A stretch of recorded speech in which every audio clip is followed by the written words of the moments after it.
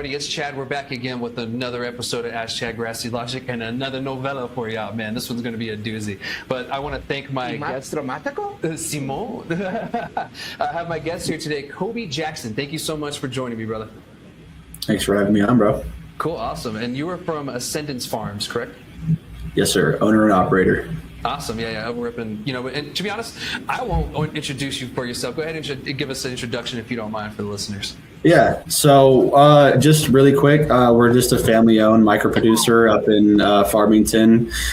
We like to keep things small and not to beat a dead horse, but to, small batch. I know everyone's tired of hearing that, but, we're 20 lights, 180 plants on average in flower. We really like to take care of everything, just focusing mainly on really only on quality. And I know everyone likes to say that, but we really, really do try to hone in on exclusivity of genetics and really, really properly taking care of plants. Definitely. And actually I checked out your Instagram, or the business page, and I saw some flower. It looks really, really good, brother. You got some good stuff going on. Thank you, man. But before we dig into that, let's dig into your background a little bit, where it started, like what made you decide, well, actually, how did you get involved with being like a cannabis enthusiast or even a user in the first place? Oh man, I don't even know where to start, honestly, bro. I mean, I've been doing my thing with this since I want to say like 14. Mm-hmm. Whenever, I know that's young, but that's when I started smoking. In my early teens. It was so. Quick little backstory. So I was born in Arizona. I lived there for a little while, then I moved to North Carolina. But in Arizona, I had a neighbor, and he was a bit older than me, and he had his med card, So I was put on to like really high quality weed very early on, and I think like a lot of people just not to be lame, but my first hit, I was like, this is fucking rad, and he put me on. Even at 14, he was sitting there like, this is some green crack and this is OG Kush and like all the, how we had little like med tainers back in like the med days with like the script on it. And I was like, what the fuck? And he just started breaking all this stuff down to me. So really, I mean, since I was 14, I was like just head over heels for the plant in all aspects of it.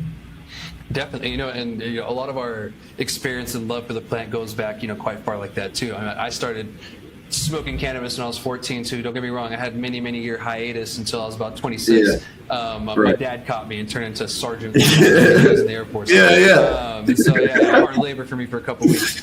But the real reason was that my parents just didn't want me to get in trouble because of the legality of it at the time. I mean, we didn't even have medical cannabis, when I actually got popped. This was the early 2000s. We didn't get medical cannabis again until like 2007, 2008. And so, I'm with you on that. Like 14, just kind of learning it, and I fell in love with it too. I found myself having an infatuation with how the plant looked when it grew. And I wanted to learn more about it. Because when we were younger, I was born in the 80s. So when I was growing up, hydroponics was kind of like a new thing. And like for us, they literally would tell us like, oh yeah, it's grown in water. And when you think of that, you think it's submerged, like the whole thing, like what? Like in the ocean? That's awesome. Yeah, it's called Dro. We're like, what? Yeah, dude. All that stupid stuff. So yeah, I totally get it. Right. Going from that age, all the way, to now. And so you just had a. And that's good that you had somebody who is educating too, is what I want to make the point. Yeah. Because, you avoid having someone who thinks that the plant is submerged in fucking water.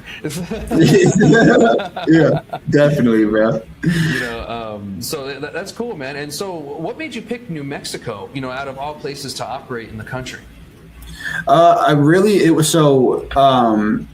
I guess I should backtrack just a little bit. Yeah, so, sure, please. I was really into sports as I was supposed to go to college, and had all these couple scholarships and shit like that to go play sports. And that's a long story, so I won't bore you with those details. So inevitably, it just didn't work out. I'm not great at school, and it just didn't work out.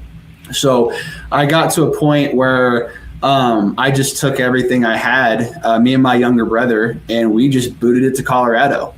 Didn't know anybody, had no idea what we were doing. We were like, I want to grow weed. Like, I don't know. Like, that's what I want to do. I don't know if it's going to fucking work. I don't really care. I just want to try it out. So we threw up a little basement grow. We were not supposed to, but that's like part of love of the game. Yeah. Eventually, I mean, I've been growing for I think almost 6 years now, or I think it's 5. But we were looking at licensing in Colorado and just ignorantly being like, well, we can make this work, and then you quickly find out like, oh, you need like $1 million to make this thing work here in Colorado, even like on the medical side. So we started just looking around anywhere. We were looking at Maine, looking at micro licenses in California. We were looking anywhere and everywhere that we could actually set something up and have it make sense. Yeah. And New Mexico was just that place, And I mean, it's been great. I love it so much, and I think that the culture down here. I think a lot of people don't give New Mexico credit or enough credit for the amount of heady people that are out here who really care about smoking fire fucking weed. Yeah. I mean, you see it on on social media all the time. All you hear about is like, the crazy shit going on in Oklahoma, and then you don't even hear about Colorado anymore because their whole market's in the shitter apparently.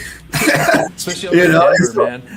Oh yeah. And so it was just so cool to see how they opened up the licensing here, and how they just, like we were talking about earlier, like, I mean, I don't think that there's many people doing micro licenses like they are, like how they do it in New Mexico. No. They make it so available. I think I'm going to parrot something from somebody I heard here locally, but he was like, you can get a license if you have a fucking one shoe on and a stick of bubble gum. Like, it doesn't even matter. I don't know. I don't remember who said that, but yeah, but I was like, that's like, it's funny if you take that, you can take that kind of both ways, but I love it. I'm just like, dude, let people fail, let people win. Like like you were saying, it's a free market, and I think that's exactly how it should be. So that was the allure to New Mexico specifically, But yeah, definitely, because and you're in Farmington, right? Yes, sir. Yeah. So, I mean, and that's an interesting area on its own. You're in the Four Corners region. You got Colorado right there, Utah and Arizona, and you got two legal states right there, and one with the shitty medical program.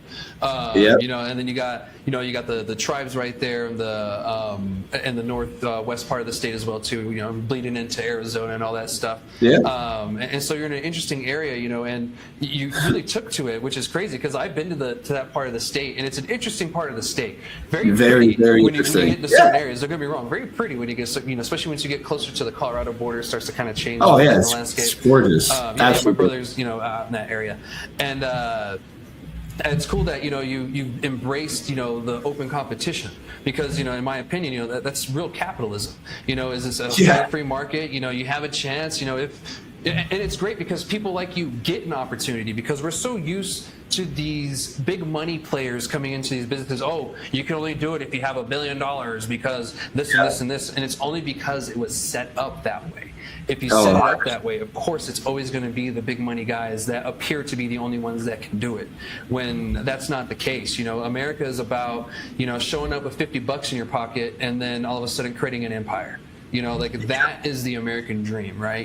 Essentially kind of what you tried to do in Colorado, but you learned from your mistakes and you realized, maybe Colorado isn't the place. And you came to New Mexico and said, what, this is it, Definitely a lot of hard lessons in the basement of Colorado. I could go on for hours talking about funny stories with that one. But that was our start, I mean, it was, I wouldn't change anything about it. I mean, I love that. Like my dad always tells me, he's like, that's where all great things start. I think Amazon started in like a fucking garage or some shit. Like all the big guy, all like the people you see and you may or may not look up to nowadays. They all got their start with some raggedy ass, they didn't, because you see it all the time. These big players that come in, they're like, oh, we have $20 million in backing, and you still couldn't fucking figure it out, because right, exactly. And that's what one more thing. That's what I love about the industry so much is it's like a lot of industries. If you can sit there and bleed like financially until until you either just wait out the competition or you buy out the competition or whatever. You can't do that. You just simply cannot do that in the cannabis market. You can't. If you don't love the plant and you don't really want to hone in on quality, whatever it is, whether you're fucking doing pre-rolls, carts, weed, it doesn't matter. Right, that is like the cornerstone of the industry at the center of it. I think that it's easy to get strayed away and with all the fucking internet drama and this and that and that. But at the end of the day, people want to smoke good weed. Yes. And that's verbatim. So I love that. That's my favorite part about it. Yeah, me too. I'm glad you bring that up, because, quality is one thing that New Mexico was lacking for the longest time. And that on the legal market, on the patient side and everything, the very micro side and the underground market, there was always fire. There was always great growers in New Mexico. It's just now they have an opportunity to shine and actually show people what they can do. And it's really showing now. And I'm glad that everybody's having that opportunity, because if without it, man, we would be stuck with like the Boop Central kind of stuff that I see, like Las Vegas. Las Vegas is a great example of a state that could be doing much, much better, but they've just alienated their cannabis market, and made it harder. It's the rich playground. It's just corporatized. That's all it is, and not to, sound like a broken record, but again, that's the beautiful thing about how they set it up here. Like, I'm sure they could tighten up in some areas, like whatever, but for the most part, like anybody can get a chance out here. It's in the going back to how I was an athlete. When I was younger, I missed that competitiveness whenever I stopped playing the sports I was playing. And it was just like, man, I really missed that. And then you get to go online and post up your weed and like, look what I got going on, bitch, and then you got to like defend. It's so awesome, like the camaraderie of it, and I just love talking to other growers and sharing struggles, sharing wins. It's all just so similar, and it just feels like home. It's just such like a friendly, for the most part. You do run into dickheads, but that's what makes the good people so good. Is you're like, at least you're not like that fucking guy. Good Lord. You always got to have some enemy, to kind of. There's got to be. 100%. There's got to be. What are they calling, like a protagonist or whatever the fuck it is? In someone's story, someone has to be the protagonist for sure. I'm sure I am in several people's for whatever reason. Haters. Always, someone's mad always about something, and sometimes it's things I have no power of. I'm like, I'm just telling you what's going on. Right. Truth hurts, buddy. Sorry. I'm the one who did it. I'm just telling you that's what happened. Don't shoot the messenger, bro. Right, exactly. Like, don't shoot the messenger, man. I'm just keeping you informed, because without that, you wouldn't have known it happened in the first place. Exactly. Yep. Yeah. So and I appreciate that you have that mentality of the competitiveness, because I feel some people either lost that or never had it and assumed that they were just gonna get a trophy from getting into this. It's like, no, man, this is a competition. Apple versus Microsoft. Steve Jobs and Bill Gates were friends, but they were also fucking assholes to each other sometimes and heavy competitors. To the day Steve Jobs died. They remain competitors but friends at the same time. Actually, Bill Gates that's what. But that's what breeds, or what's the word? For lack of a better term, ingenuity or progression, right? That's what breeds it. If you just had like, not to shit on Florida, because I don't really know what's going on over there, but it seems like it's pretty monopolized over there. There's an allotted amount people can buy every month, and like whatever is going on, and there's only like a handful of grows. It's just like. It's just ridiculous to me, man. Like, there's no progression there. It's just, and then you can see it. This is all public knowledge. You can see what's going on in a lot of these mega grows out there, and it's medical, right? So a lot of people with legitimate ailments who actually need plant medicine are getting fucked because you need $10 million to set up a grow over there. Yeah. So there's no drive to be like, oh, I need to be better. I need to do this differently. I need to spend more on nutrients. I need to not cheap out on this or that. Because if I want to survive, I have to be like the fucking best I can possibly be. Yeah. And that's I know I repeat myself a lot, but that's my favorite part about this industry. As many times as I've sat there with my hands in my head or my head in my hands, like, what the fuck am I doing? Like we've all been through. Oh yeah. But definitely. At the end of the day, I'm just like, I wouldn't have it any other way. It's so fun, and it's just it keeps it fresh, keeps it lively. Definitely, and competition drives innovation as well. Like you don't get great innovation without someone pushing you to do it. You get stagnation. And you get the same shit over and over and over. It's not until someone comes in and pops you in the mouth a couple times do you go, oh shit, I need to do something better. And I gotta lock in. Sometimes that's all you need, and bam, fire, you know, or bam, kick their ass, or maybe you get your ass kicked and come back later and do something better. Who knows? But sometimes that's what's needed for things to get better, for the product to get better. And in New Mexico, the product is getting better, and slowly but surely, the consumer is starting to notice that I don't want booth. You know, people got away with that the first couple of years of legalization here in New Mexico. You know, you could have, you know, and don't get me wrong, you still kind of can. But at the same time, it started to change, you know, and the consumer, the common consumer, is starting to wake up and go, this kind of sucks, you know. I wonder if there's anything better. And they're starting to look, you know, and to other places, dispensaries and other brands that they're noticing, holy shit, it's a little bit better if I try this and this, or if I pay just a little bit more, I get a better quality, and it actually lasts me longer. So like, instead of buying a $20 ounce of shake that you're sitting there smoking, trying to fill something with, you get an eighth of something really, really good. You don't even have to finish the whole bowl sometimes, you know, because one, your tolerance isn't that high because you've been smoking shit. But you know, two, you know, shit, I've been smoking for 10 years, more, what is it, 12 years. I still kind of get panic attacks when I sometimes, man, I'm like, I feel like I smoke a lot less now, you know, like with just constantly trying to improve my stuff. I'm like, whew, I did not need that last hit, because now I'm going to be nonverbal for the next 2 hours. Someone comes outside, like when I was in Washington, props to them, you know, a lot of their weed is, you know, stayed pretty consistent. The terpenes are, you know, phenomenal now. They were kind of hit and miss sometimes, but I feel like it's kind of dialed in. I was sitting there and I smoked, and like, you know, like, I guess I haven't been smoking as much terpy shit that I thought I was. I was sitting there smoking the bowl, and I was like, oh man, I'm fucking high. Like, you know, you know, look around like, oh fuck, dude. Oh, how long? What time is it? What planet am I on? Exactly. I'm gonna get back to Earth. Yep. So, but I appreciate the dialogue and everything, man. It's great, and I really want to talk more about your business and everything too, because I could sit here and talk all day about, you know, the licensing we did and all this other stuff. So, you know, let's get people to know, you know, your business a little bit. So, where'd the name Ascendance come from? It's actually my dad. This is actually, I love this story. I think we were getting Wendy's or some shit. I don't know what we were doing, but I was telling him, like, you know, I told him like just like you know, I got caught smoking weed, ass whooping, you know, all that, like you know, just like everyone else, right? And then eventually, you know, you turn into an adult, like, you know, what can they do?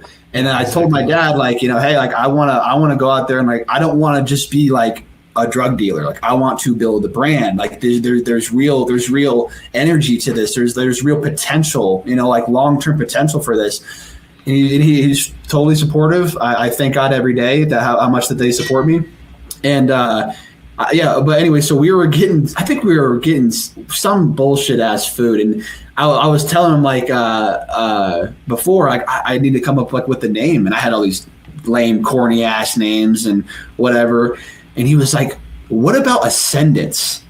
And I was just like, I was like, that's fucking perfect. That is so good, you know? So, but yeah, it was my dad. My dad totally blessed me with the name, you know, like he totally hooked me up with that one. So that's such a wholesome story on top of that. Yeah. My dad named a weed company. Yeah, exactly. Like, isn't that a trip nowadays? Like, I didn't think I'd ever utter those words. Yeah, no, real shit. Yeah, no, my mom. Yeah, exactly. She's like, I like that. That sounds really good. So mom solidified it. Oh yeah, 100%. Yeah, well, that's good, man. You know, I'm glad that, you know, they're really backing you on this journey that you're in and everything. And how long have you been in operation? I think we're coming up on 3 years. But side note, this is actually a great segue into something I wanted to talk about just really briefly. Sure. So we got shut down for a year, not by the CCD or anything like that. We had a problem with our odor because we were out. Have you ever been to Farmington? Once or twice, actually, not too many. Yeah. times. So you know how small downtown is, right? Yeah. The one street, right? Yeah. So we were a street down. So there's Main Street and there's Broadway. We were on Broadway, and our grow, again, we didn't have a lot of money coming into this thing. We don't have, you know, $1 billion backing us to build out state-of-the-art rooms. It was the most hodgepodge ass room you've ever seen in your life. You know, it was just 5 tables and 20 lights. We're like, all right, let's send it, you know? And we did. So there was no odor control, like none at all, right? So, you know, I'm not going to sit here and hate on the guy who got us in trouble because, I mean, you know, he had his reasons or whatever. It's okay. But yeah, so the city kind of came in and was like, hey, so we got a court order. It was like, hey, we're getting all these complaints from this one guy. You guys got to come in and like plead your case or something, right? And so I was like, well, that's not fucking good, obviously. Yeah. And so we started going through litigation. It never actually went to court because they gave us 2 options. Like, you can drag this into court and risk losing your SOP indefinitely, and then now you're just fucked, right? Yeah. Or you can bounce, right? So we just were like, okay, and just kind of laid down, which, you know, isn't really like us, but I just felt like it was the best thing to do. And so, yeah, you know, we just kind of took it on the chin, shut down. And I'm just now getting set back up. I finally finished the build out, and we're probably on like week 4 of flower right now. So we were shut down. Oh, sorry. I thought I lagged out. We got shut down last May, and now we're just now full circle a year later coming back into operating. Yeah, and that's unfortunate, man, the smell thing. And the thing that pisses me off about it is several parts of the states there have different smells. Eastern part of New Mexico smells like ass because it's oil. You know, there's nothing but, you know, oil jacks over there. You know, it's the Permian Basin. You know, where I'm from in Alamogordo, sometimes you smell jet fuel, Air Force Base. You go towards Vado, you know, towards El Paso, it smells like cow shit. You know, there's a bunch of farms everywhere. But everywhere you go, there's always an excuse. That's the smell of money. That's the smell of freedom. Right. You know, that's the smell of green coming in, you know. But when it comes to cannabis, for some reason, it's the biggest issue in the whole world. Dude, people literally would rather smell cow shit. And that's like crazy. That's concerning. You know, like it's like, why aren't you complaining about that then? You know, like these things are out in the open. There's tons of them, and it makes a whole area. Yeah, I think it's just, you know, the obvious answer of like, it's still, this industry is still like an embryo. You know what I mean? I mean, there's still so many older people who still think like that you're going to face cognitive decline for long-term weed use, and you're going to fucking do this, and you're going to get lung cancer. And, you know, so there's this like, almost like evilness that's like lurking behind it. And it's all, I don't know the term I'm trying to use, but it's all like self-inflicted wounds, right? Like that people are just creating of like, oh, this smell is bad. And it's just like, bro, and one more little silly little thing I want to say. I was so upset because, and I'm just parroting something that somebody told me, the fact that the state and the city gave me a permit to grow weed. I don't care how much money you sink into a grow. If you get up close, because it wasn't like the whole block was like, oh my God, they're growing weed. No, it's like my neighbor didn't like the smell of it. Yeah. And that's what got me shut down. So I'm like, that's like giving a bakery a license, but be like, you can't smell like bread outside, bro. It's like, what the fuck are you talking about? Yeah, it's fucking weed. And there's nothing in the law that says you have to have smell mitigation at all. No. Yeah, there's nothing in the regulations not. that. It sounds like they're just being. You probably, if you had more money, could take it to court, probably won and all that. Yeah. At the same time, you know, it's grassroots stuff, so you got to do what you got to do to survive. Yeah, exactly. I'm just glad that you're able to get back up and going, man. You know. Well, it's funny, man, because I don't want to sound like that guy, but I mean, it worked out in our favor. I mean, shit, we found a better spot, you know, cheaper rent, cooler neighbors. Like, I was like, honestly, thank God. Yeah. You know, did it suck and did it hurt really bad to not do anything for a year? I mean, I was going fucking crazy. You know, like you go from just like, wow, like this great achievement. Like I got my license. I can hold it in my hands and go, dude, I am like not a criminal anymore. You know what I mean? That's stupid that all it takes is some paperwork, paying the government, you know, paying the they just want their share, man. That's all. Yeah, playing the government cartel. Exactly. and then it's okay. If you don't do that though, the government cartel comes for you hard.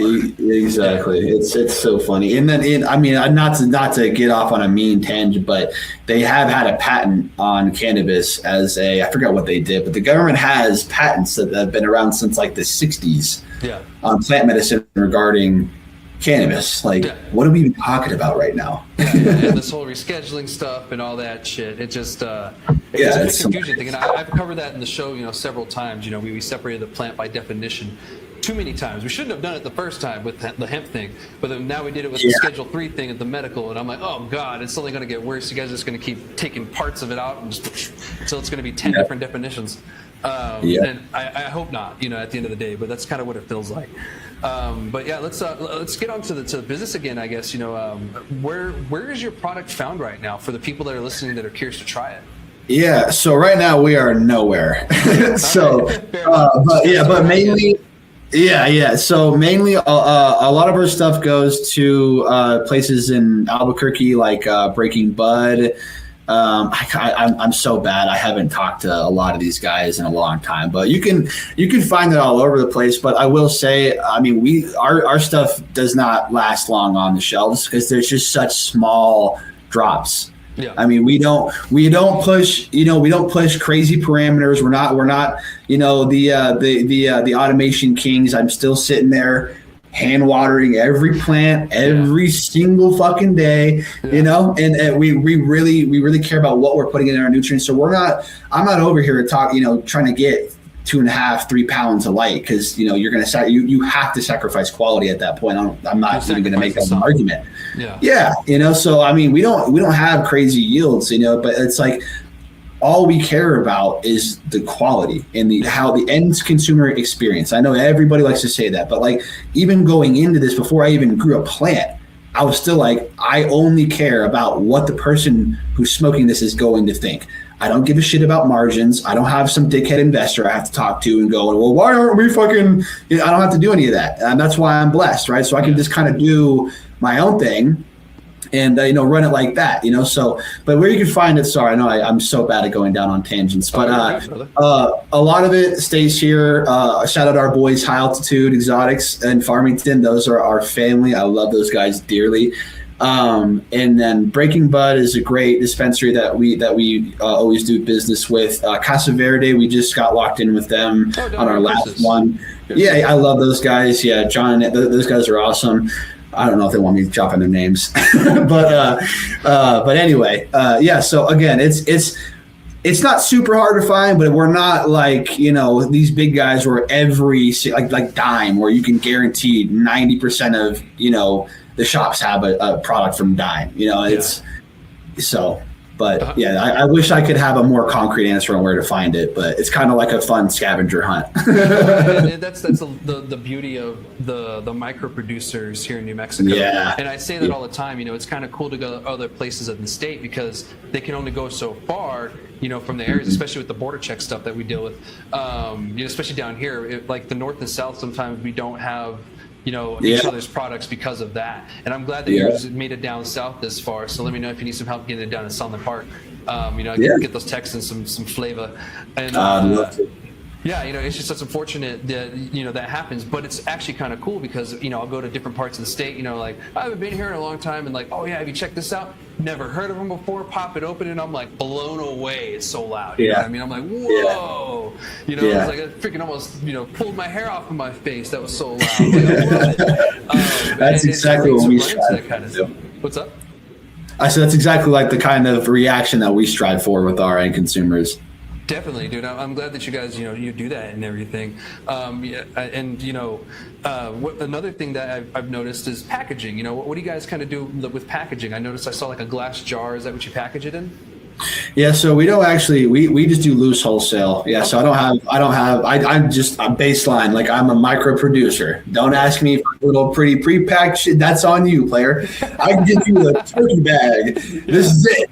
Right, here you go. And you do whatever the fuck you want with it, but just don't mess it up, right? So eventually I would love to get into packaging, of course, right? But I right now I'm just kind of relishing in the exclusivity of our product, right? And how it isn't some fancy thing that's going to jump out at you. You know, it's like, you know, you gotta go through all the flavors, and, you know, like the deli. That's why I love deli style here, right? Is you get to just pick and choose, and you're like, hey, what's that? Like, I've never heard of like Ascendance before. Yeah. Sorry, I'm flying here, but yeah, it's just. But yeah, so we don't do any packaging. Okay, yeah. I was kind of asking, and I noticed that, you know, you guys did a collab with some hash holes.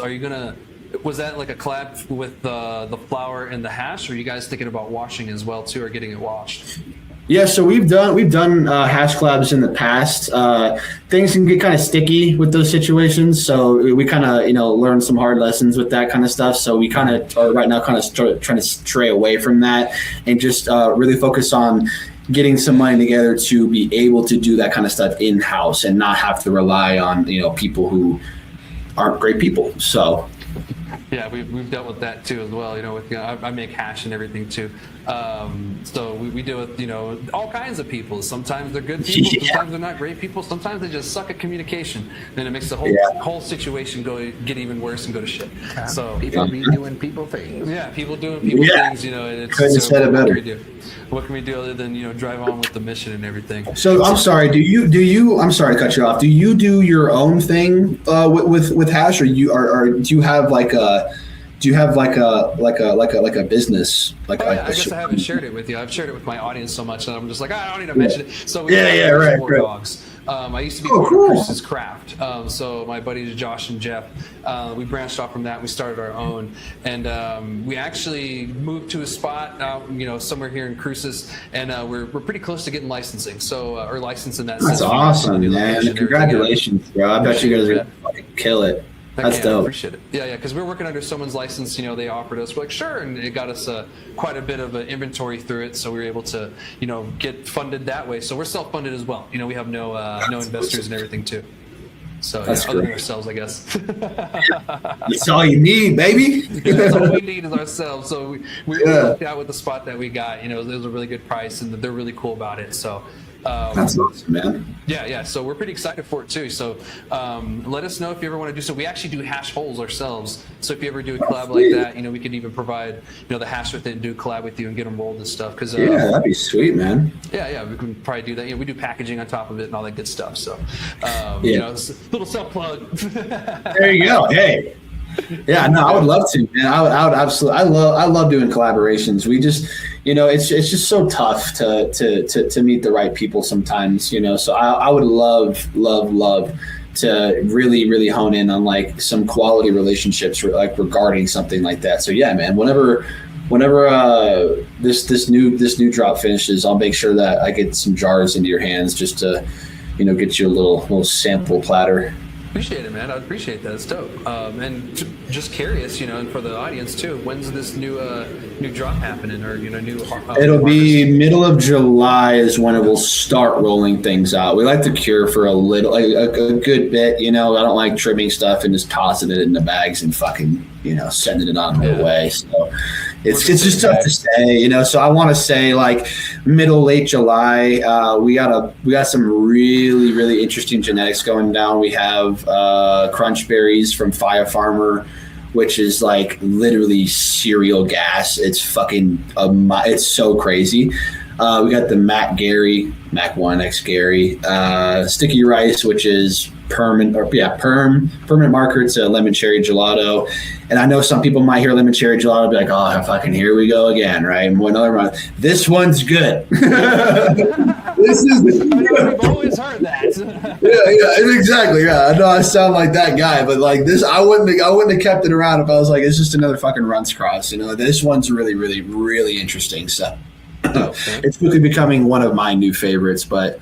And we have our classics like our Jelly Breath that like a lot of people know us for. Sadly, we'll probably be kind of phasing her out just because she's old and she's tired. I've had her. That was one of my first strains. I've had her for 5 years. Oh, man. So she's kind of like, dude, put me on the fucking bench. I'm over it. Right. It's like, I'm done. Just watch me. Just watch me. No, please. Oh my gosh. Smoke me. Just watch me. I'm yeah, real shit. Oh, that's funny, man. man. Well, I'm glad you mentioned that, because some people think that you can indefinitely clone and stuff like that. It starts to weaken after a little bit. It does. It absolutely does. We want to put her into tissue culture eventually, but I don't even know where to start with that. But so if anybody knows how to get that done, please get with me, because that'd be great. I'll help you out a little on the side. I've done some research on it. I haven't done it myself, but I get the gist of it, and I can point you in the right direction and the right people. Sweet. Yeah, that'd be awesome. Definitely, man. I'll get with me after the show for sure. But that's dope, man. It sounds like you have a really great thing going on. You have the young spunk, of course. You have the passion and the drive, and now you've actually learned from your mistakes, because some people haven't learned from any of their mistakes, and they just make the same ones over and over and over and over and over. And that's how we end up with people that have really bad businesses, but they have a lot of money, so the mistakes they make, they can afford to be there. But you can't afford to do that, and I understand. No. I totally get where you're coming from. That you can't afford to fuck up, because that's that's the end of it or continuation of it. So I wish you nothing but luck, man. And it sounds like you're getting up and going here soon. Like next couple months you'll be getting your product back out there. So are you planning on perpetual harvests every few months, or what are you thinking about? Yeah, so we don't have like a stage room. We have one flower room that we custom built. I mean, I wish I could show you guys around the 40-year-old shop. You can look around. I'm in my little secure access room right now. It's not state of the art, dude. It's not the Taj Mahal. It's more like, I don't even have a good name for it. I love it to death, right? I love this shop. We custom built everything, but we have one 20 light room, a tiny little veg space. So, it's really fun to try to, hone in on how we're going to, get a good 5 cycles in a year. We almost never do, because there's always some sort of complication or, whatever may happen. But yeah. Definitely. And speaking of, I forgot to ask this, what method of growing are you using? Is it, hydroponic? Is it, I know you said you water by hand, but you could do cocoa and stuff. Yeah. So we're in 3-gallon cocoa pots. I like the 3 gallons just because I don't like doing multiple feeds a day. Shit just gets weird really quick whenever you're hand watering multiple times a day. And I still fuck up, right? I mean, even with that buffer zone, I still walk in there like, shit. But that's just what happens whenever you hand water. We don't right now. I would love to build like a real automation system, because I think automated weed gets like a bad rap. I think that it's like really just like the perpetuation of crop steering, and people be like, well, I can just pump it with a 16 EC and just blast 2,000 ppfd and get 6 pounds of light. Like, fuck it, right? Like that. But on the flip side of that, you don't have to go that hard with it. But anyway, so we do shout out Front Row. That's our I'm an affiliate with them, and that's our bread and butter. For nutrients. They are I think it's just the top notch salt brand. But we don't just run base salts. I think that secondary metabolites are extremely important, and you can really only push that with like a Syngenic kind of program or a fully organic kind of program. So we use Bison Brew compost teas. We use it's funny enough, we have this stuff. It's called like golden grease. Clears the fucking room out. The worst smelling thing you have ever. It is so bad, but super high in sulfur, and obviously sulfur is what develops those compounds for the terpenes. And so I love that stuff, but I don't believe in just running like a sterile environment. I think that you're just taking away the heart and the soul of the plant. If I was more skilled and I had more time, I would love to be a no-till guy, a fully organic guy. But I really think that you can get the best of both worlds synergistically by meshing both of them together with all the high-tech LEDs and all the fun stuff that we have. But we just keep it simple, man. Yeah. It's really just a really simple program. We don't push hard parameters. We don't do anything like that. We just focus on flavor first, profile, smokability, look, and that's like our little check boxes right there. I love it, dude. I love it. And I'm glad that you're focusing on that, so more growers see it too. And, maybe I'll be able to try it here soon. So that's going to be dope. I can't wait. So before we move on, and I ask you the, last couple of questions before we move on, I'm going to ask you this one main question. What's some advice you can give the young entrepreneur who's just thinking about getting into this? He's like 20, almost 21, or maybe getting out of high school in a couple of years. He's thinking about, joining the industry or, on a business owner side. What's some advice you can give them? Grow the fucking plant. Grow the fucking plant, dude. Just grow the fucking plant. Go get a tent. Don't if you're in an apartment complex, fuck the apartment complex. Put a fucking 2x2 in your closet and just act like you know what you're doing and just figure it out. That's what I did. Yeah. I'll tell you a funny story real quick before we transition out of this. So shout out my mentor, River Run Rosin. That's my boy. I don't want to say his full government on here, obviously, but he has a very similar name to mine. Uh-huh. So when I went to I think first couple of times I went to like the grow store, and I was buying random shit, just like, oh, let's try this out, right? And so I go to put my my card in the thing, and he's like, is your name Coby Jackson? And I was like, yeah. And he says his name, which is like strikingly similar, and just like that, we were boys, right? So I say that, and now he became my mentor. I still call him like, dude, help me put this fire out. I don't know what the fuck I'm doing. I still do that to this day. I'm still fucking up, right? So just don't be afraid. Make connections. Go get out there. Show your product off, even if it fucking sucks, because then you know it sucks, right? And then you can know, okay, it might have looked good. It didn't smoke good, right? Now I got to figure out. Now I got to go do research. Now I got to do this. Now I got to do, like just like we were saying, how there is no growth without pain or whatever the fuck you want to say, right? There is none of that. So don't be scared. Don't be a bitch. Get out there, grow the plant, and figure it out. Don't be scared. That's all I would have to say. 100%, man. And lean on your community, when things like you, like Absolutely. yourself, lean on your community. Exactly. Go find you a grow bro, become his best friend, and I promise, it's a beautiful thing. Even if you fail. Yeah, even if you fail, it's still, you're like, man, you learn, the plant, the number one thing that the plant has taught me, and I know every grower say this, is patience. Mm-hmm. Yeah, I did not, I'm still a pretty short fuse kind of guy, but the plant teaches you like, dude, you gotta calm the fuck down. Putting shit together, like, fuck, it's like, all right. Don't get mad. Just figure it the fuck out. Yep. Exactly. I don't be mad around my babies. Exactly. Yep. 100%. 100%, dude. I get it. Well, I appreciate that, man. And thank you sharing, all of this great stuff with us, and about the business, your background, and everything, and the great conversations and everything. But before we do move on, where can people find you guys online? I'm so bad at social media. We just have an Instagram. So, get at it. We're working on Claude is building me a website as we speak. So just get at us at, I think it's, I don't even know my Instagram name. I gotta look it up. I don't remember. It's Ascendance Farms or Ascendance 505. Okay, so it's Ascendance 505. That's our Instagram if you want to get at us. That's where you can DM us if you're a dispo or if you just want to check it out, see what we got going on. That is pretty much the only thing you're going to find online regarding Ascendance. Well, thank you for that. I appreciate it. I'm sure that that'll help the people out trying to find out, what you guys are about and maybe see some of the product that I've been able to see. So more than luck to you, brother. Keep me, informed what's going on. I'd love to do a little check back on you next season and everything. And so, yeah, dude, awesome, man. Heck yeah. Well, let's continue on with the conversation. This next one is actually the next two are quite of a doozy.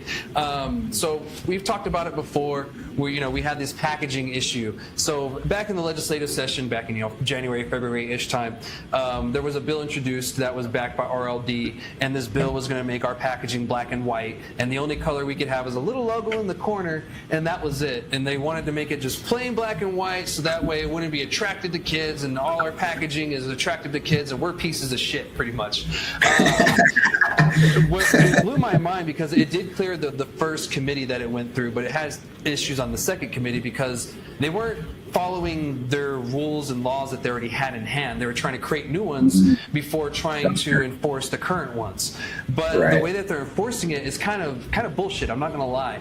A lot of this has been guessing, and to be honest, the law states that you can't have cartoons that are like meant for kids, that are directed towards kids. So that's telling us that you are able to have cartoons. They just can't be like, hey Arnold, or or that blue cat. I forget the name of the dog Blue or whatever. Not for Blue's Clues. Courage. Courage is one too. Yeah, you can't do Courage. You're talking about Bluey. Yeah, Bluey. Yeah, Bluey. There we go. Oh, Bluey. Bluey. Yeah, Bluey. Oh, sorry. One letter off. Now that you think about it, damn. But yeah, you can't do stuff like that. So if you create a cartoon of some sort, it's your own, whatever, it doesn't look like, you're trying to pander to kids, it should be okay. And then there's also adult cartoons. Exactly. And I mentioned that Gino shows me a picture of a beer can from back in the day where it's black and white says beer. And that didn't stop any teenager back in the day from drinking beer whatsoever, anyone. And so this is proof, and there are studies on this, that, it doesn't really do much. It only makes you feel like you're doing something. Yeah. It only makes you feel better. Yeah. So here in New Mexico, that bill didn't pass. It failed. The legislature said, well, use the laws that you have at hand before we go in and create new laws that we don't even know if you're going to use. And the superintendent of RLD was super pissed, was not very happy that it didn't pass. And someone told me, in their opinion, when they kind of had a conversation with him, that it sounded like this is his legacy, and he wants this to be what he was remembered by when he leaves. Because I believe he's leaving when our current governor, MLG, is going to be leaving, later this year. Because after the election, the new governor will take over. That's a pretty silly thing to want to be remembered by, but hey. He's like, I'm saving the kids or something like that. He has this thing in his head that he's going to save kids from consuming cannabis or something by going after our packaging. So after it failed, I had a conversation with him, and it was pretty much, him telling me to fuck off. And yeah, I didn't appreciate that. But I approached him with the fact that alcohol is very kid-friendly, and nothing is being done with that. And why don't they go after that? And he told me, well, alcohol is federally legal. It would be a lot harder to go through that because of the laws, this and that. And he just gave me a bunch of bullshit, is what it was. And I'm like, you guys just sued, or a few months later, and now I'm thinking about it, you guys just sued tobacco companies for their vapes. Like, you totally can go after them even if it's federally legal. Yeah, that's a silly thing to even. That's so silly. Yeah, even during the legislative, during that process and everything, when that bill was going through, I went to Walmart right after that first committee passed it, right? Because there was a senator, or actually it was a House representative, there was a representative that said, well, I used to bring guns in the house and wine in the house, but the wine didn't look like Fruit Loops. And I was like, you sure about that? And so I went to Walmart, and the first thing I saw on the alcohol aisle was those big old balls of fucking alcohol. I forget what they're called. Buzz balls? Yeah, big old colorful buzz balls. The first thing I see in an aisle where it's not blocked off by anything, a kid can just go grab it if they want, and kids are allowed in Walmart. It gets worse. So I go around the corner, and then there's these boxes, and they look like juice boxes that we all used to grow up with, and it's a box of wine. And I was like, this motherfucker. I was like, this looks like Fruit Loops. Like, literally, what you just said was a lie, and I proved it. And there was like juice. Yeah, and there was a microbrewery, a smaller company that had a cartoon dog on there, very cute dog. Don't get me wrong. I love dogs, but it was a cartoon dog, and they're claiming that cartoons are enticing to kids. If you look at Angry Orchard, it's a cartoon tree, and like I can go on for days. Haritos, that's another good example. They have a hard soda. The Lipton, they have a hard tea, hard iced tea. And all of these packaging mimics the exact non-alcoholic versions of those packaging. So a kid could, and they do all the time, confuse it because the parents aren't doing their due diligence to keep it away from their kids. And the argument for the longest time is, once it's in your hands, it's no longer our responsibility. And for some reason, when it comes to cannabis, moose drool. He just showed me moose drool. It's a cartoon moose drooling, literally. And so Montana Sky. Yeah, exactly. And so they're attacking cannabis when it's not really needed, because the issue isn't us, it's how the parents are storing this stuff and not having the conversations with their kids. When I was younger, my parents made it very clear, you don't drink dad's beer. You don't go in the cabinet, blah, blah, blah. And if weed was a thing, you don't take mom and dad's edibles. They're actually going to be in this area where you can't get it. And if we catch you trying to get in there, we're going to whip your ass. Late 80s, early 90s. Exactly. Where people. Exactly. Right. Everything's weird now, but Weird punishing a kid now. I got my ass whipped a few times, and to be honest, I needed it. Oh, are you shitting me? Oh my gosh! Every time I got an ass whooping, that looking back, I'm like, "Fuck, I deserved that." That was such a every time. Yeah. Like, oh man! And guess what? I learned from that. I was like, "All right, I don't want to get my ass whooped again. I'm gonna stop being a dickhead." Yeah, exactly. I was like, I'm not gonna do that again. Like running across the street without a parent there with me when I'm like 4 or 5 years old. I learned not to do that. One, I caused an accident, and two, kind of got fucking punished. Learn from it too, luckily. But some people, I guess, don't learn from the lessons. We're the lucky people that do. What's up, Gino? Ask Chad Grassy logic does not condone the beating of children. Anyway. Thank you. Hey, my brother got caught smoking a Good cigarette. save. My dad made That's so funny. Smoke a pack. Yeah, exactly. Now he just smokes weed. Yeah, right. And you're like, it's one of those things. And back in the day, even my parents had this, dilemma. And the reason why I got caught is because of the legality of it. They just didn't want me to get in trouble, and that's fair. Yeah. And now that it's mostly legal around the country, be it medically or recreational or both. Most of us are used to legal cannabis in some capacity. So like now it's kind of like why this whole weird stigma still, and why go after us when we're literally doing nothing? And don't get me wrong, people shouldn't be putting kid-friendly stuff. I have seen a couple, but they're literally attacking like Flight Bites. Flight Bites literally has a photo of s'mores, right? Like we all love s'mores. I love s'mores. Do you like s'mores? I absolutely adore s'mores. Gino, you love s'mores. Yeah. Are you saying I'm fat, Chad? I'm just saying I love s'mores. It's a great I love s'mores. Yeah, see? So, because that there was s'mores on it, they had to cover it. They just put like a censored sticker essentially in front of the thing. Yeah, because nothing makes kids want something more than a censored sticker. Right? When I remember going to right. all the That's arguably worse. So it was ripped open. As a music guy, as soon as they put that explicit content label on an album, oh yeah. Yeah, I wanted more. When I was a kid, I was arguing to my parents that the explicit version was the better version. it usually is. Came out. That's true. I was just agreeing with. Yeah. So, but this whole thing is a little ridiculous. So you have these companies, they have to upfront this money to change all this packaging now. And then someone else even told me they got in trouble because I don't know if it was the cultivar that was named Banana Split or just the product in general was just called Banana Split, whatever. They were told to take it down because it is misrepresenting the product because there's no banana split in it. Oh, good Lord. Well, that's going to be a problem for a lot of breeders. Names of all of these different products that are out there. Yeah. Once again, have fun with your friends. Play racehorse or weed and see if you can find the right name.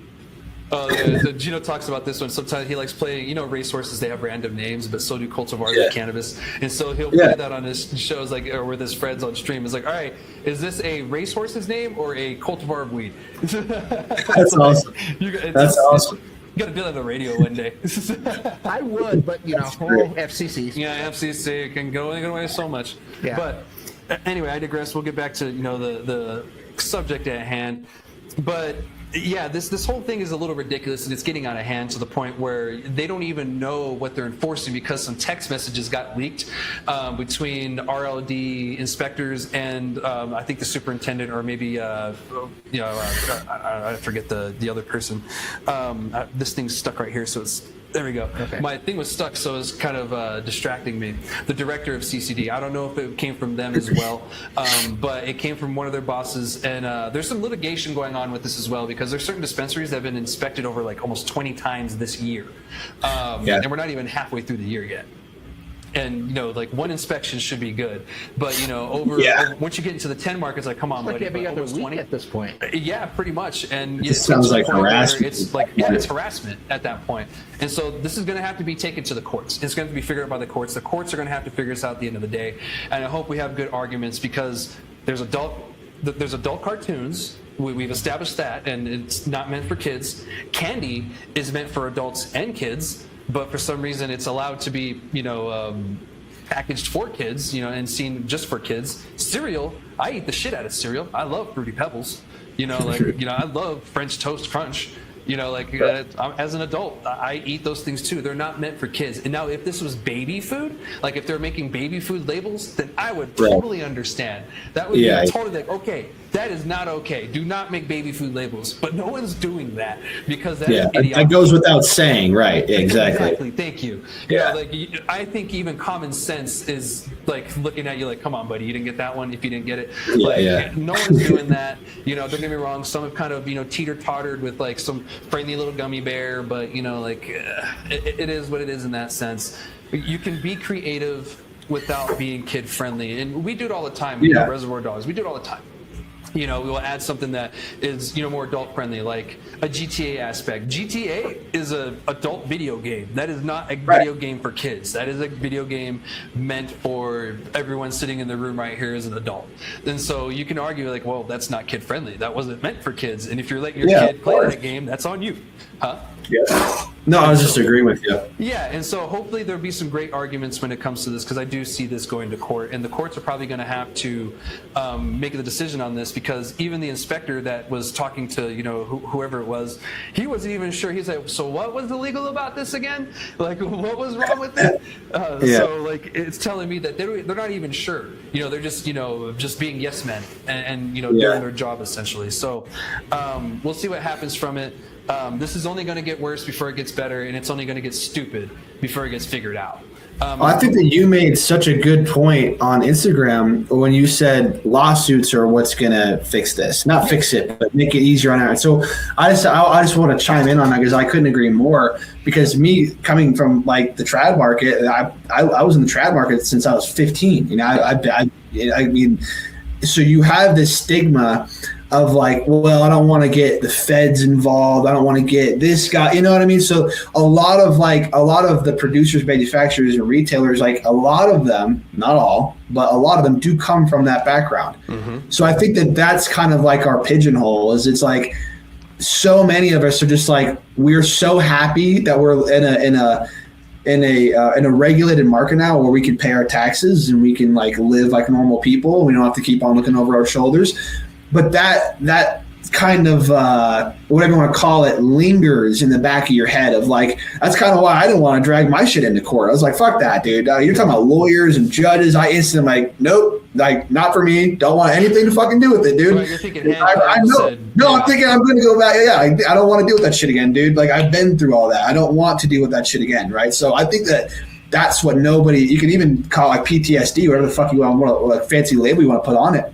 Yeah. It's just like none of us want to get involved like that, but we have to. And whenever you said that, it was like a light bulb went off. I'm like, damn, he's right. I never even thought of it like that. But that is a fact. Like if we want this to where the actual people who are in the industry, not making the fucking rules for us, want to win, we have to play ball. Yeah. Even if you don't want to, even if you're not good at this game, you've got to fucking step up to the plate at one point and be like, nah, fuck this. Like I'm taking this to court. But that's the thing, right? You say, oh, I'm taking them to court.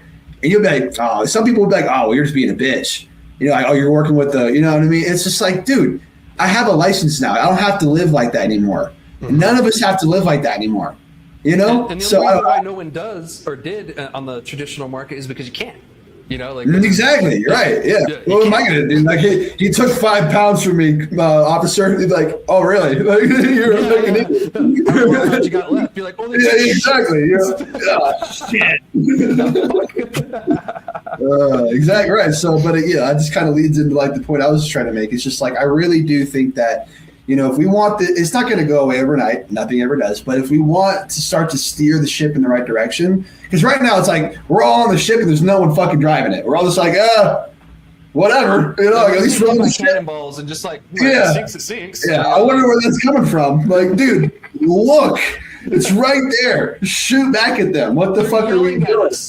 Yeah, like, what are we doing?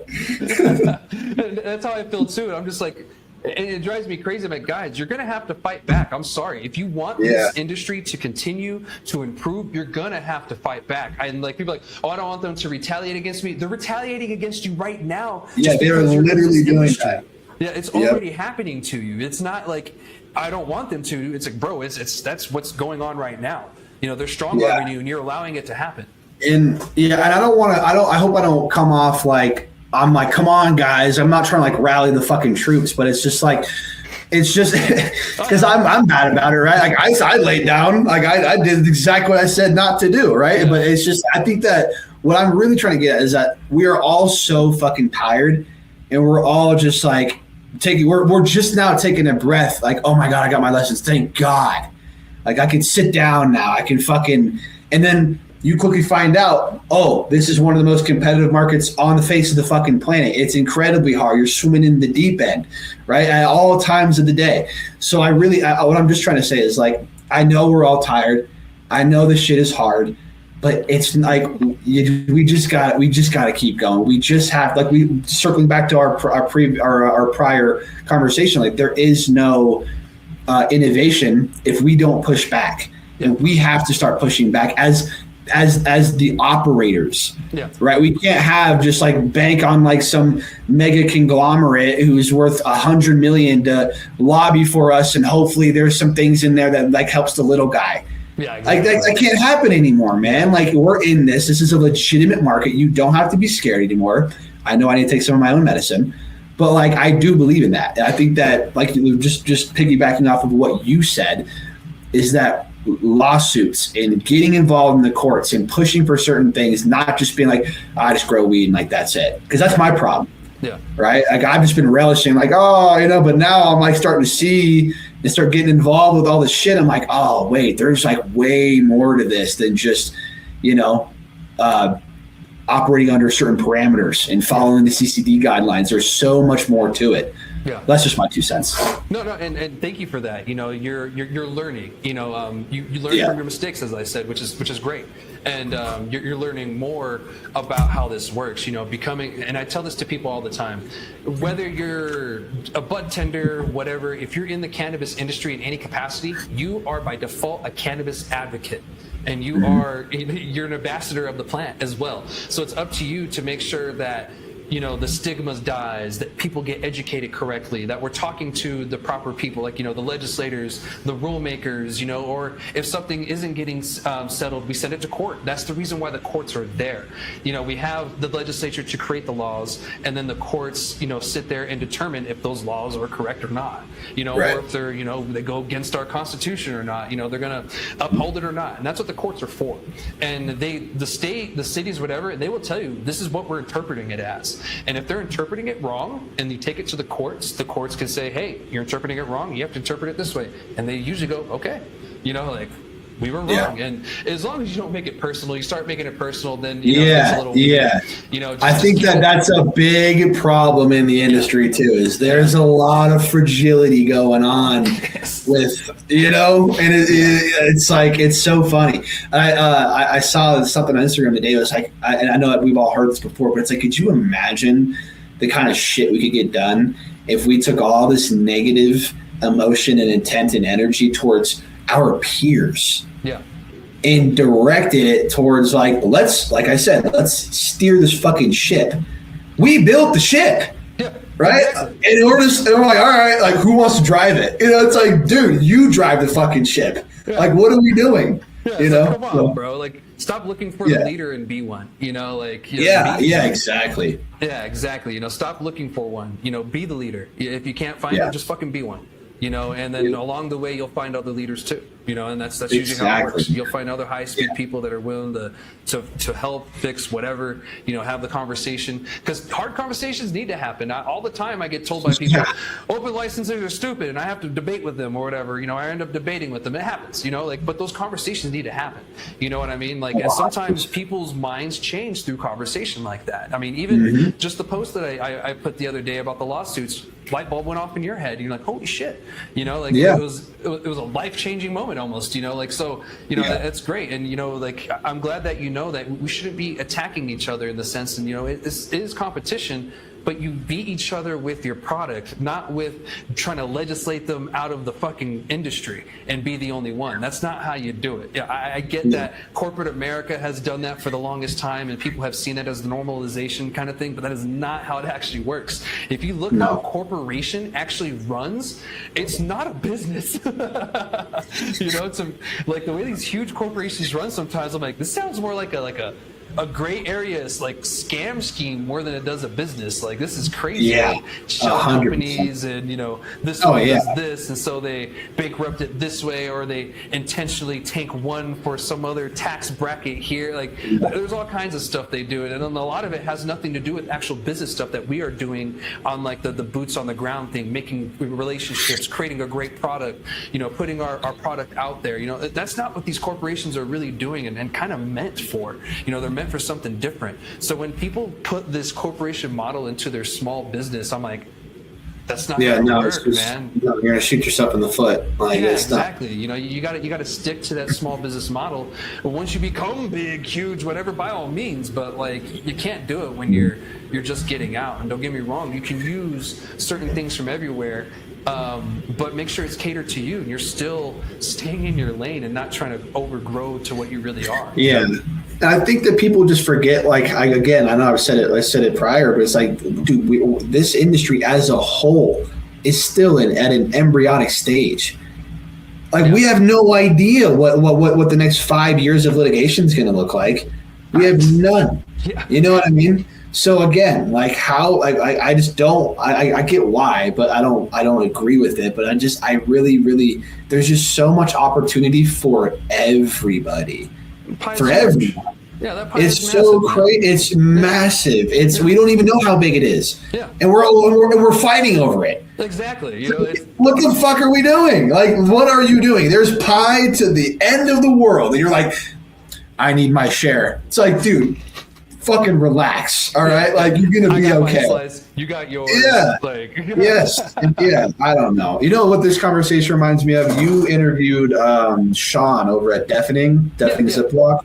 That's my boy. Yeah. This is like me and him chat all the time about shit like this. Just shooting the shit. You know, talking shop over the phone all the time. So I'm just like, this is funny. It's like I've had this conversation a million times before. That's funny. Yeah, I talk to him all the time too. So yeah, it's kind of like, you know, talking to the same person in a sense. So it's the same chill thing. So it's dope, man. I appreciate it. But that's pretty much all I have for the labeling conversation and everything. Do you have anything else before we move on to the final one? I know y'all, it's been a long episode, but you know, we have a lot of information to talk about today. Yeah, sorry about that. But yeah, no, I don't think I have anything, honestly. Okay, well, I appreciate it, man. And, you know, speaking about, you know, going after each other, kind of shooting each other in the foot, that's kind of what this conversation is going into. So let's talk about the Sunland Park Novela continues. So as I talked about last week, they had that vote. Then they came back and said, actually, that vote passed because of this, you know, whatever law, you know, or whatever ordinance from 1992 kind of thing. We're going to have a hearing next week, which was yesterday. And then we're just going to set the record straight on what the votes actually were. And that's all it was intended to be, right? So I tune in, you know, I download Microsoft Teams, you know, I get all cozy, and, you know, I had a busy day, so I was like, all right, cool, I can get to this at least. You know, I wasn't able to get down to Sunland Park, but I was at least able to chime in with that, and I'm so glad I did, because holy fuck, it was a shit show, dude. Talk about novella. So the meeting opens up with one of the older city councilors, I mean older in age, making a complaint on one of the other city councilors because I guess he sat in on a meeting he wasn't invited to the other day, and she didn't really appreciate that with her constituent, and he wasn't invited. And his primary language is Spanish. You know, in Sunland Park, you run into, in New Mexico in general, but in Sunland Park especially, you're going to run into people who they don't speak English very well. And he responded in Spanish, and pretty much, you know, the gist was, you know, like, well, it was a constituent of my area, and it had to deal with my area, so I felt like I needed to sit in on that conversation so I can hear what's going on. Right. And that was his explanation on it. Fair enough. Or whatever it comes to, whatever.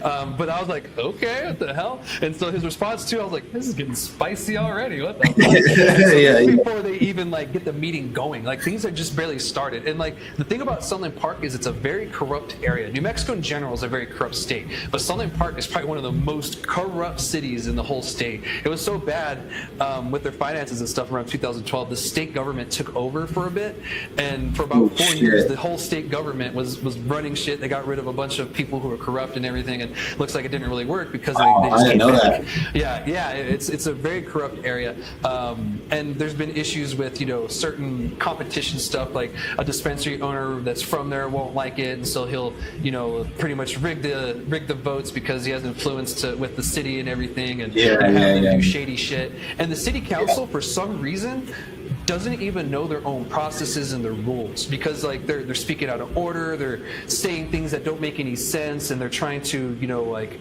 do things that aren't a part of the rules, and you're just like, what the hell?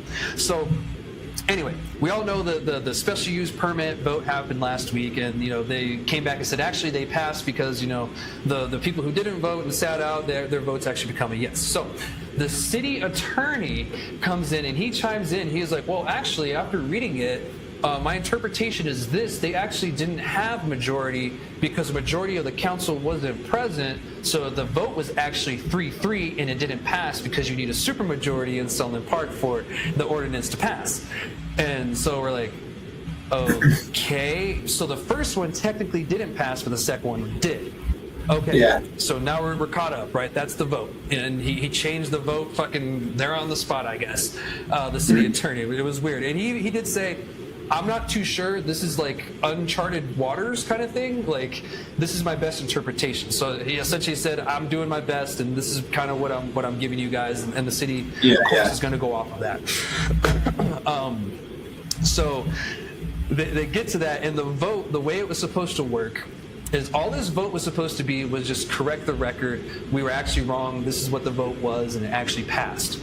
And all they're voting on was, if you vote yes, I did vote that, and yes, that is the correct vote. If you vote no, that means no, I did not vote that, or essentially you don't remember voting that way, right? That's like the only thing about this. It wasn't approve or disapprove kind of thing, right? They still voted crazy. Both down, and it made no sense to me because the old lady who's on the city council, she's the only one who's the old lady. She's a cranky old lady. She voted no on the special use permits on both of them, right? And then she goes on to this vote and votes no on these. I'm like, so you said no to the special use permit, but then you said no, I didn't vote no on the special use permit in this vote. Like, this is wild. Gosh. So yeah.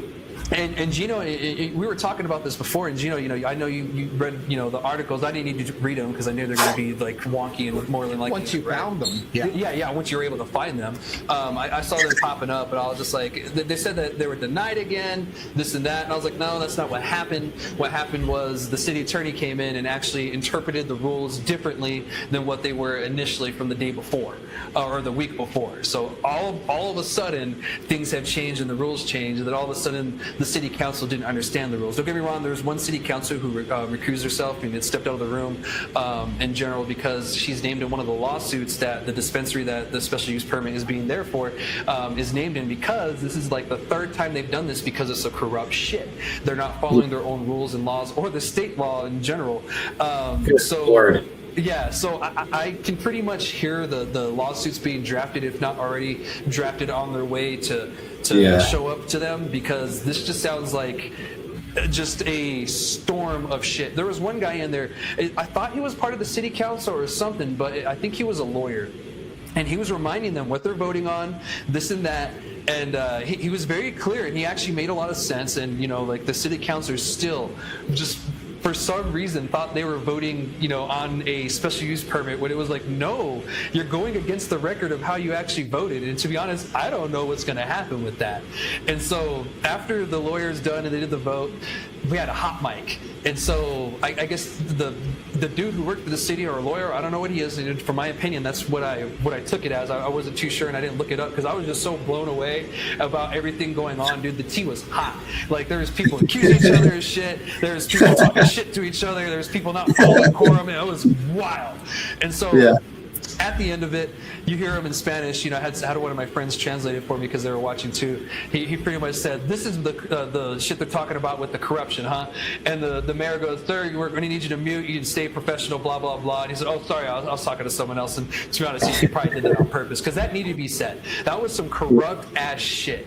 Like, that was one of the most corrupt things I have seen in a long time. And, like, just the week before was one of the most corrupt things I've seen in a long time. So, like, they're just doing whatever they wanted. The old lady, she just does whatever she wants. She doesn't care about rules or laws or any of that. She just, if she thinks it's something, she's just, no, I'm not going to vote it. Like, lady, you know what you're voting on? Yeah. And she doesn't listen. So that's kind of like a weird thing. So with that being said, with all this information, what do you guys think of this situation? What I think is crazy is that what I'm hearing is that they're making it obvious that somebody's in their ear influencing them towards like a specific decision. Yeah, exactly. I mean, therein lies the problem, obviously, right? And it's just, that's just fucking crazy. I mean, like the fact that this is even like the fact that this is even like a conversation that these people are having, you know, and not, I don't know, it feels like they're not really talking about what's really at hand here. It feels like they're just running in fucking circles trying to prolong something, right, that they don't want, that somebody that's probably not even on that panel of whatever the fuck, you know, that's what they're pandering to, right? Exactly. And it's not the voters, because, you know, like some people are like, oh, we don't need no more dispensaries, but they're not telling you exactly what this is for. It's for the independent nation thing, where there's going to be restaurants, bars, cannabis stuff, you know, other little miscellaneous shops, and, you know, supposed to be a music venue. I heard it's changed this end, but, you know, I hope it didn't, because that's the whole premise why I support it, because we need a music venue in this area for artists to come, local artists or even national and international artists to come to play, because we don't really have the best setup for everything. But if we have something that's catered to this, oh man, it's going to be so cool, you know? And That'd be awesome. There's a couple of things. One, like you said, this is not like a license for a dispensary to put a dispensary up or anything like that. It's for that venue, and it was just a zoning thing. Are you going to rezone that area for that venue? Yeah. Which would be basically kind of like an amusement type of venue. And they have different addresses, and that's due to legal stuff, but it's all going to be in the same area, you know, in the same venue area. They'll have different addresses. Yeah, basically trying to get someone on the same page for what they can do there and everything else. Because obviously, if they're going to have dispensaries in there, all of that would be on the New Mexico side. Exactly. And that would be the whole thing. And the other thing, it's kind of like what Coby said, is that obviously someone's in their ear, maybe, and it's very tough to kind of decide whether you would say is this corruption because somebody is whispering, or is it just they don't know what they're doing?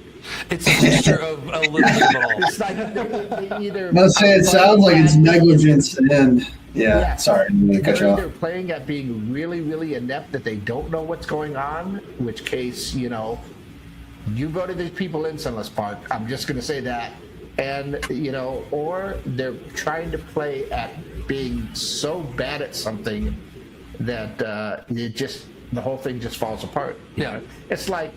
I can say, I don't want to help you clean, so I'm going to do a bad job on it, and you're going to say, please stop, don't clean anymore, go sit down. Yeah. And it's like that thing. Because the city was fine with it up until like some things changed and they announced who was going to be the dispensaries there. Yeah. Once that happened, all of a sudden they were against it. Go. Oh, there's going to be a there you go.